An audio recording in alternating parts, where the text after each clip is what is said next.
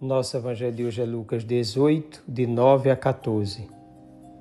Naquele tempo, Jesus contou esta parábola para alguns que confiavam na sua própria justiça e desprezavam os outros. 2 homens subiram ao templo para rezar. Um era fariseu, o outro cobrador de impostos.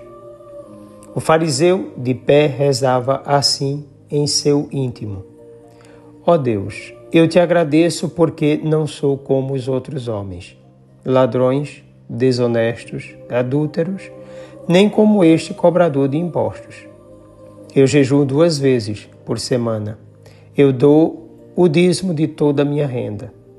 O cobrador de impostos, porém, ficou à distância e nem se atrevia a levantar os olhos para o céu, mas batia no peito, dizendo: Meu Deus, tem piedade de mim, que sou pecador.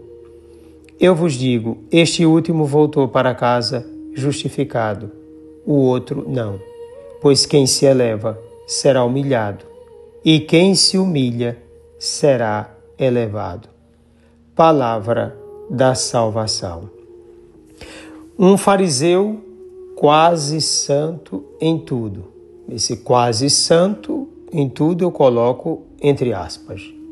O fariseu tem uma ideia falsa de Deus. Julga o publicano, apresenta-se como um cumpridor da lei. Jejua 2 vezes por semana, além do que se exigia, que era 1 vez por ano. Paga o dízimo. É exemplar. É também uma espécie de prestador de contas na oração que faz.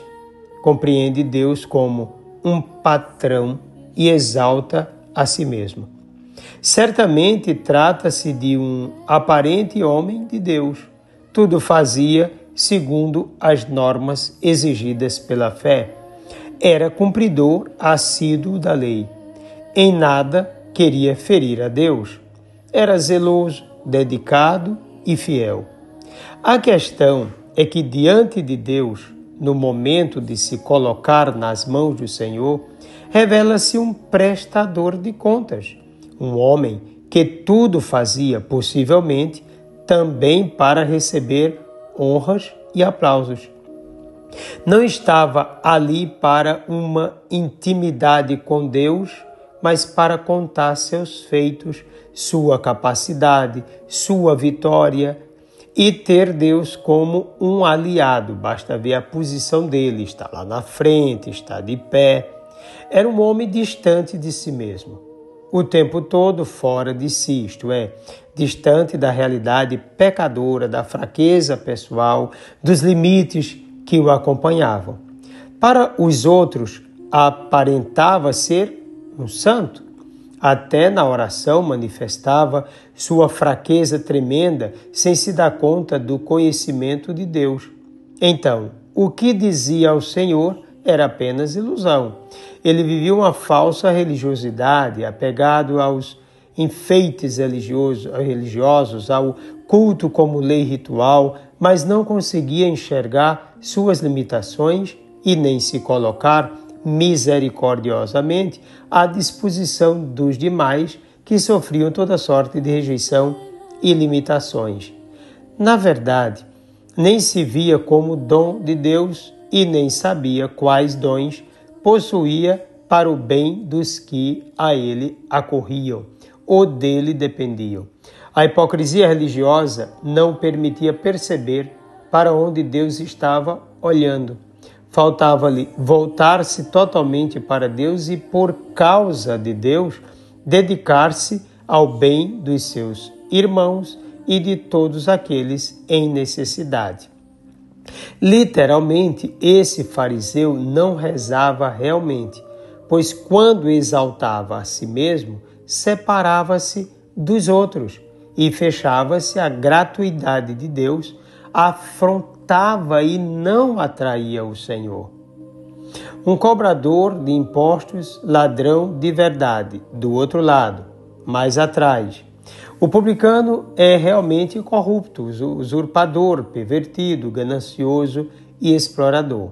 Não se trata de alguém imitável, certamente. Não fazia segundo a lei de Deus. Do ponto de vista da fé, não tinha zelo algum, nem pelas coisas de Deus, nem pelas pessoas. Não respeitava ninguém. Em comparação com o fariseu, era um sem futuro, pois aquele procurava respeitar e ter zelo pelo que pertencia ao Senhor.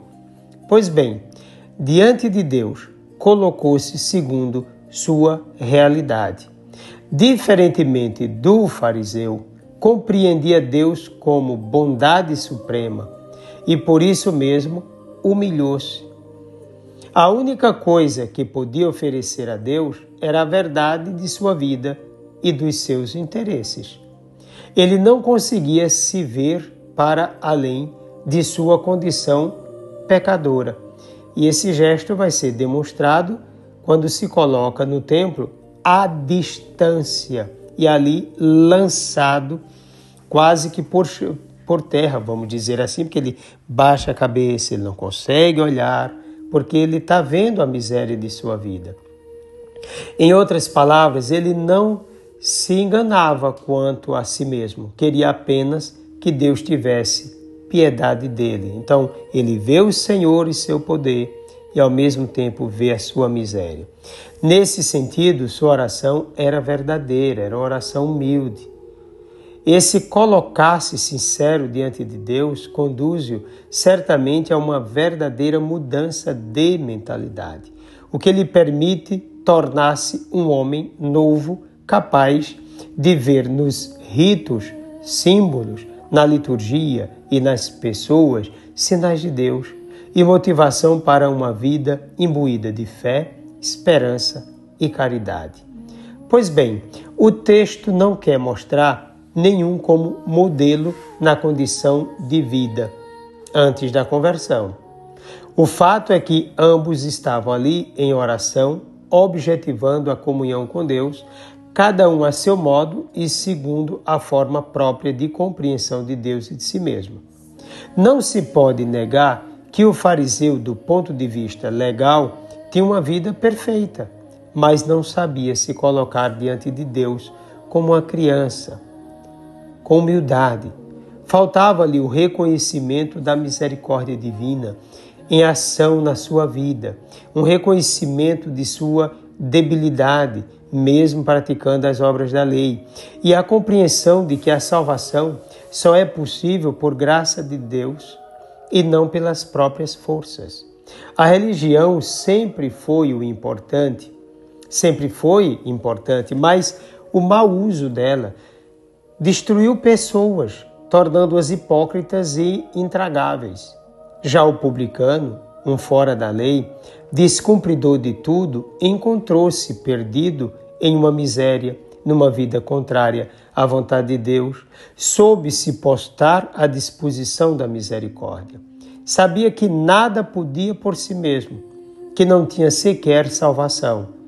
Conhecia suas limitações, mas ainda assim insistiu.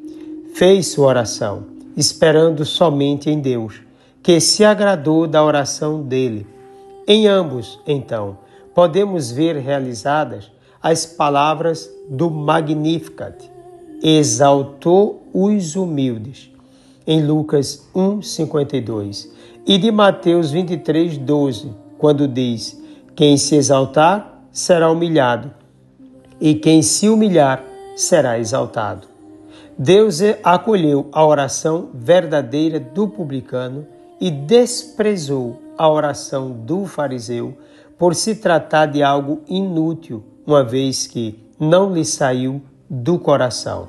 A força da oração brota da intensidade de um coração humilde. Será que muitas vezes na igreja, hoje, nossas escolhas não são segundo o desejo de sermos privilegiados, honrados e aplaudidos? Será que tudo o que fizemos não teve as marcas do louvor pessoal e o desejo do reconhecimento dos homens?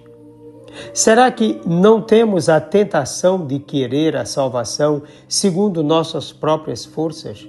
Será que não trocamos Deus por nós mesmos?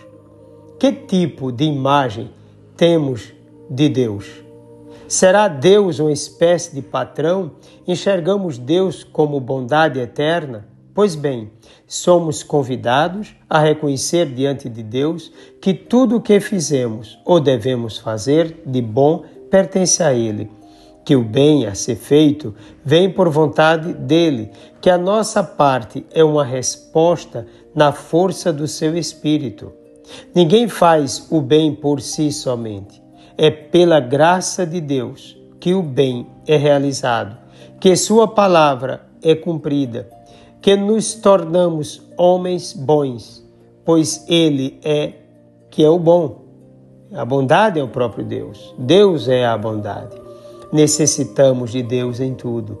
Pois então, coloquemo-nos diante de Deus com toda a verdade de nossa vida, esperando nele absolutamente.